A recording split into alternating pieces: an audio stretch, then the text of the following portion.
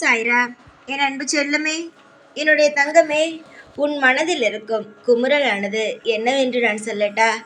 எத்தனை தான் கோவில்களுக்கு போனாலும் பரிகாரங்கள் செய்தாலும் எதுவுமே நடக்கவே இல்லை. நானோ வாழ்க்கையில் முன்னேற வேண்டும் என்று நான் எல்லோரிடமும் கேட்கிறேன். என்ன செய்தால் முன்னேறலாம்? ஏதாவது பரிகாரம் செய்ய வேண்டுமா? என்னுடைய ஜாதகத்தில் ஏதாவது கோளாறுகள் இருக்கிறதா? ஏதாவது பரிகாரங்கள் செய்ய வேண்டுமா என்று ஒவ்வொரு நபரிடமும் நீ கேட்பாய். இதாவது யாரையாவது உனக்கு தெரிந்தவர்களை பார்த்தால் என்னுடைய வாழ்க்கையில் இவ்வளவு பிரச்சனை இருக்கிறது, பணத்தாலும் பிரச்சனை, குடும்பத்திலும் நிம்மதி இல்லை, யார் யாரோ குடும்பத்திற்குள் புகுந்து என்னென்னவோ விஷயங்களை சொல்லி சண்டை மூட்டிக்கொண்டு வாழ்க்கையில் நிம்மதி இல்லாமல் ஆக்குகிறார்கள் என்ற உன்னுடைய வாழ்வில் பல சோதனைகளோடு நீ ஒவ்வொரு நபரையும் பார்த்தால் ஜாதகம் பார்க்கும் நபரிடமும் போய் கேட்கிறாய், உனக்கு தெரிந்தவர்களிடமும் கேட்கிறாய், கோவிலுக்கு போய் பூசாரியிடமும் இதை செய்யலாமா அதை செய்யலாமா என்று கேட்டு எல்லா பரிகாரத்தையும் உன் வாழ்க்கையில் நீ செய்து விட்டாய். இதற்கு மேல் நீயே சொல்வாய், இதற்கு மேல் நான் செய்வதற்கு ஒன்றுமே இல்லை, எல்லா விஷயத்தையும் நான் செய்து விட்டேன், ஆனால் ஒரு மாற்றங்கள் கூட என் வாழ்க்கையில் இல்லையே என்று நீயோ கண்கலங்கி கொண்டு இருக்கிறாய். அந்த நேரத்தில் தான் நான் ஓடோடி வந்துவிட்டேன் உன்னை சந்திக்க. என்னுடைய தங்கமே, வாழ்க்கையில் நீ இதுவரை செய்த தெய்வங்களுக்காக செய்த ஒவ்வொரு விஷயங்களும் உன்னை கைவிடாது. அதை முதலில் ஞாபகம் வைத்துக்கொள். நீ என்னிடம் சொல்வது என்னவென்றால், நான் இவ்வளவு செய்கிறேன் எல்லாம் வீண்தான் என்று. நீ தெய்வங்களுக்காக எதை நம்பிக்கையோடு செய்கிறாயோ அந்த எந்த விஷயமும் உன்னுடைய வாழ்க்கையில் வீண் போகவே போகாது.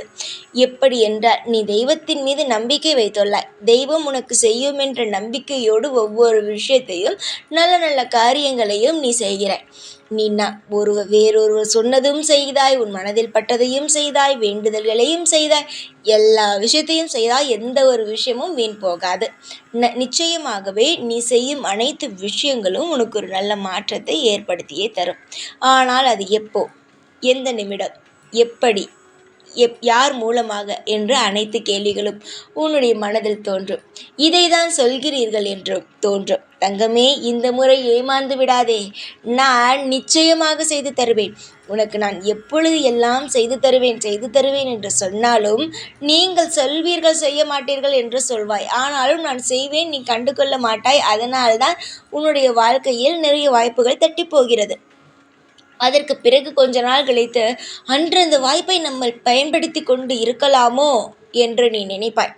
சரியா? அந்த மாதிரி இன்று நான் தரும் இந்த வாய்ப்புகளை எல்லாம் விட்டுவிடாதே. திடீர் மாற்றம், திடீர் திருப்பம் என்று நீ கேள்விப்பட்டிருப்பாய். ஒரு வாழ்க்கையில் ஒருவர் மிக மிக கஷ்டப்பட்டு கொண்டே இருப்பார். கஷ்டப்படுவார் என்றால் பணத்திற்கும் சரி, நகைக்கும் சரி, ஒரு உடம்பாலும் சரி, உறவுகளாலும் சரி, அந்த அளவுக்கு கஷ்டப்பட்டு கொண்டு இருப்பார். அவர் திடீரென்று பார்த்தால் வாழ்க்கையில் ஒரு மாசத்திற்குள்ளேயே அனைத்து பிரச்சனைகளும் சரியாயிருக்கும். கடனும் இருக்காது, எந்த ஒரு மனதில் இருக்கும் வலிகளும் இருக்காது. அவர்களுக்கு என்ன தேவையோ அது எல்லாமே சரியாகிருக்கும். அப்பொழுது உன் மனதில் தோன்றும், எப்படி இவர்களுக்கு மட்டும் என் வாழ்க்கையானது சரியானது, எப்படி வாய்ப்புகளானது சரியானது என்று. உண்மையை சொல்ல வேண்டுமானால் தெளிவாக இருப்பார்கள் சிலர். எவ்வளவுதான் கவலையும் கோபமும் இருந்தாலும் வாழ்க்கையில் சுற்றி சுற்றி என்ன நடக்கிறது, என்ன வாய்ப்புகள் கிடைக்கிறது என்று ஒவ்வொரு வாய்ப்புகளையும் பயன்படுத்துவார்கள். அந்த வாய்ப்புகள் தோல்வியே கொடுத்தாலும் அந்த தோல்வியை தாண்டி வெற்றியடைய வேண்டும் என்பதற்காக ஒவ்வொரு வாய்ப்புகளையும் பயன்படுத்தி கொண்டே இருப்பார்கள். பயன்படுத்த அவர்கள் வாழ்க்கையில் நிறைய விஷயங்களை கற்றுக்கொண்டு அடுத்தடுத்து வாய்ப்புகள் வரும் பொழுது நிச்சயமாக அவர்கள் வாழ்க்கையில் ஜெயித்து விடுவார்கள். ஒரு முறை கூட அவர்கள் மனம் சோர்ந்து போகவே விடாமல் ஓடிக்கொண்டே இருப்பார்கள். இப்படித்தான் ஒவ்வொரு நபர்களும் சீக்கிரத்தில் ஜெயிக்கிறார்கள். அவரவர் வாழ்க்கையில் போய் பார்த்தால் மட்டும்தான் தெரியும் எவ்வளவு கஷ்டங்கள் அந்த நபர் பட்டிருக்கிறார் என்பதை அவரவர் வாழ்க்கையில் போய் பார்த்தால் மட்டும்தான் தெரியும். வெளியிலிருந்து பார்க்கும் பொழுது அவன் ஒரு நிமிஷத்தில் பணக்காரன், ஒரே ஒரு வாரத்தில், ஒரு மாசத்தில் பணக்காரன் என்பதை நீ வெளியிலிருந்து பார்ப்பாய். ஆனால் உள்ளுக்குள் அவர்கள் எந்த அளவு ஓடி உழைக்கிறார்கள் என்பது தெரியாது. நீ ஒன்று உதாரணத்திற்கு எடுத்துக்கொள்.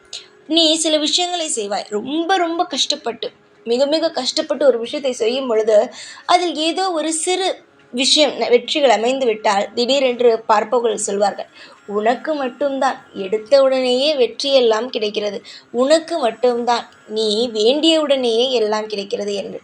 ஆனால் மற்றவர்களுக்கு தெரியாது. நீ எதற்காக எவ்வளவு நாள் போராடினாய், நீ தெய்வத்திடம் எத்தனை நாள் வந்து பரிகாரங்களை செய்தாய், எத்தனை நாள் உன்னுடைய கஷ்டத்திற்காக ஒவ்வொரு கோயிலும் ஏறி இறங்கினாய், உடம்பாலும் மனதாலும் எந்தளவு நீ சோர்ந்து இருக்கிறாய் என்பதை மற்றவர்களுக்கு தெரியாது. அதுபோலதான் நீயும். திடீரென்று பணக்காரனாகிவிட்டான். நீ எப்படி அவன் வாழ்க்கையில் என்ன செய்தா? ஏதாவது செய்து அவன் வாழ்க்கையில் பணக்காரன் ஆயிருப்பானோ, ஏதாவது பூஜை அறையில் வைத்து பணக்காரன் ஆயிருப்பானோ என்ற எண்ணம் வருமா வராதா? நீயே சொல் பார்க்கலாம். எல்லோர் மனதிலும் இந்த எண்ணமானது தோன்றும். ஆனால் அவனவன் என்ன செய்தான், எப்படி வாழ்ந்தான் என்பதை அவன் வாழ்க்கையில் போய் பார்த்தால் மட்டும்தான் தெரியும். நான் உனக்கு சொல்வது, வரும் ஒவ்வொரு வாய்ப்பையும் பயன்படுத்திக்கொள். இன்னும் சற்று நேரத்தில் உன் வாழ்க்கையில் மிகப்பெரிய ஒரு திருப்பம் வரும். அது எப்படி என்றால், ஒரு சொடுக்கு போடும் நேரத்தில் ஒரு வாய்ப்புகள் வரும். அதை தக்க வைத்து கொள்ளத்தான் நீ போராட வேண்டும். நான் ஒரு வாய்ப்பினை அனுப்பி வைத்திருக்கிறேன்.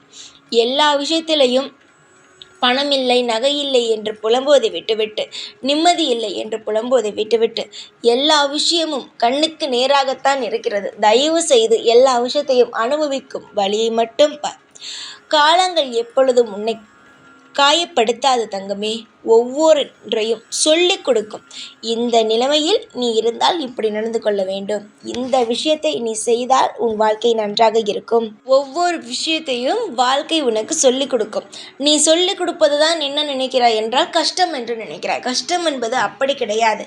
காலம் உனக்கு சொல்லிக் கொடுக்கிறது. இந்த நபரிடம் பேசாதே, இப்படி பழகு, இன்னும் உன்னுடைய தொழிலை முன்னேற்றிக் கொள்ள வேண்டும் என்றால் ஒரு கஷ்டம் வரும். அதை வைத்து நீ இந்த தொழிலை முன்னேற்றிக் கொள்வாய். இவ்வளவுதான். எந்த ஒரு நிலையிலும் நான் உன்னை கைவிடவே மாட்டேன் தங்கமே. யோசனைகளை, பல விஷயங்களை நான் உனக்கு கொடுப்பேனே தவிர, நான் உன்னை ஒரு நாளும் சோர்ந்து போகவோ, வாழ்க்கையில் நிம்மதியாக வாழ வைக்கவும் தான் ஆசைப்படுவேன். சோதனைகளை எப்பொழுதும் நான் உன் வாழ்க்கையில் தரவே மாட்டேன். புரிந்து கொள். என்னை முழுமையாக நம்பும் என்னுடைய பிள்ளைகளுக்கு நான் எப்பேற்பட்டவன் என்பது தெரியும்.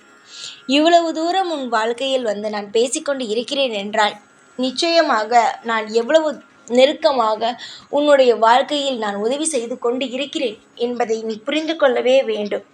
வாழ்வில் பல விஷயங்களை நீ இழக்கலாம். ஆனால் இனி ஒரு விஷயங்களும் உனக்கு கிடைக்கும். இழக்க மாட்டாய். ஒவ்வொரு விஷயங்களையும் நீ பெற்றுக்கொள்வாய். வாழ்க்கையில் சந்தோஷமாக இருப்பாய். நான் உனக்கு சத்தியம் வேண்டுமானால் செய்து தரவா தங்கமே? சத்தியம் வேண்டுமானாலும் செய்து தருகிறேன். நீ என்னை நம்பினால் வாழ்வில் நிம்மதி இருக்கும். நம்பாவிட்டால் நான் செய்வேன். ஆனாலும் நான் செய்வது உனக்கு தெரியாது. பொறுமையோடு சந்தோஷத்தோடு இருங்கள். எல்லாம் நல்லதேதான் நடக்கும். இந்த சாய் எப்பொழுதும் உனக்காகவே இருப்பேன். நம்பு. நம்பினால்தான் எல்லாம் நடக்கும். ஓம் சாய்ராம்.